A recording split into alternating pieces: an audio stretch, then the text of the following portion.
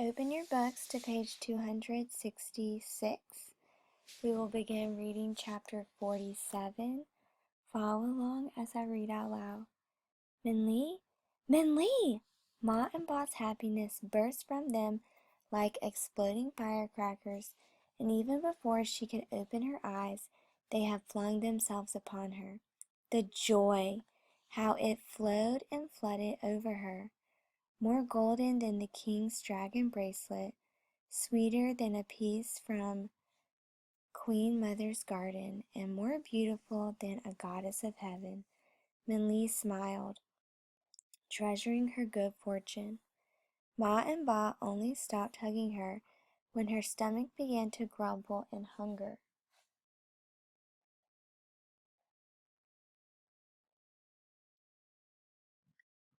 Ma rushed to make a special breakfast, taking out the carefully saved dry pork to make Min Lee's favorite porridge, while Ba jumped to get some fresh water to make tea.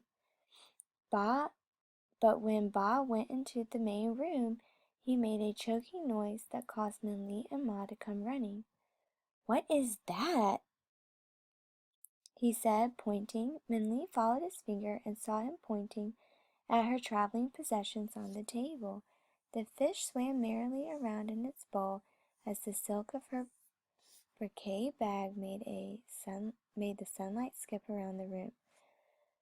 "That is a bag given to me by the king of the city of bright moonlight."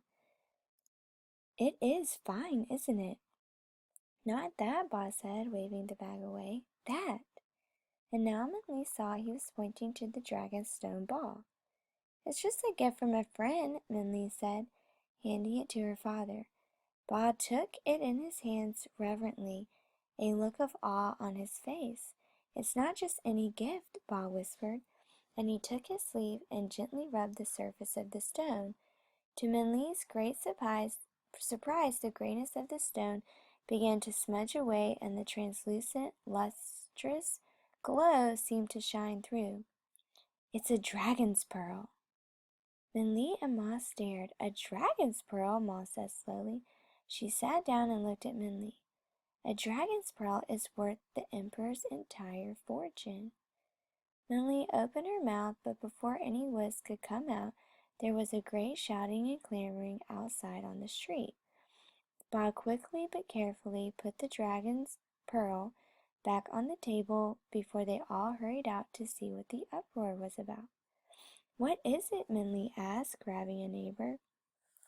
The entire village had flowed into the street, talking and shouting like a flock of birds discovering a feast. "What is happening?" "It's Fruitless Mountain," the neighbor said. "Fruitless Mountain has turned green." "What?" Ba said. "Is it true?" "It's true," another neighbor chimed in. "Fruitless Mountain is no longer fruitless, and the Jade River is clear and fresh, too." Min Lee, Ma, and Ba looked at the mountain. It was true. Fruitless Mountain was no longer a black shadow above them. As the day dawned, the mountain had transformed. A green lushness seemed to bloom from the rock. A jewel-colored splendor softened the sharp edges that had painfully sliced the sky. The sky itself seemed to be embracing the mountain.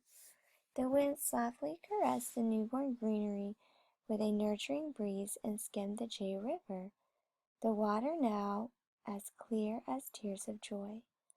"How is it possible?" Ma asked. "Jade Dragon must be happy again," Ba said. "Perhaps she is reunited with one of her dragon children." "Dragon!" Min Lee thought, and her quick thinking mind seemed to spin. Dragon said he was making his home on Fruitless Mountain. Could he be one of Jade Dragon's children? But how? Dragon was born from a painting, from paintbrushes and inkstones. And like an echo, Min Lee remembered while talking about the artist who had come to Fruitless Mountain many years ago. He took the mountain rock to carve into inkstones. Perhaps Dragon was born from an inkstone made of Fruitless Mountain, the heart of Jade Dragon. Then perhaps he was one of Jade Dragon's children, and by bringing him to Fruitless Mountain, Min Lee had discovered how to make Fruitless Mountain green again. Min Lee, a villager finally recovered from the shock of the Green Mountain, stared at Min Lee. You came back! Look, everyone! Min Lee has returned! As the neighbors clamored around, Ma sighed.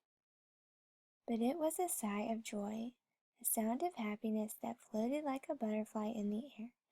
Good fortune has come to the village, Ma said, smiling, and to us as well. Yes, Ba said, looking affectionately at Ma, but the best fortune is the one that returned. Min Lee smiled back, and suddenly, as she thought about her journey to and from Never Ending Mountain, Min Lee realized that while she had not asked the Old Man of the Moon any of her questions, they all seemed to be answered.